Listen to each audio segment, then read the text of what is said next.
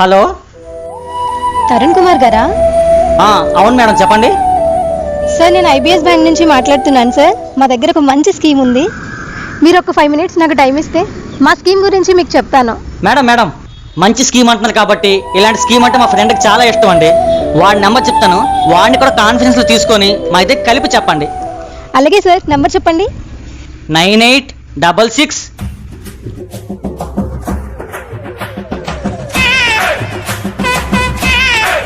Hello, ఎవరు?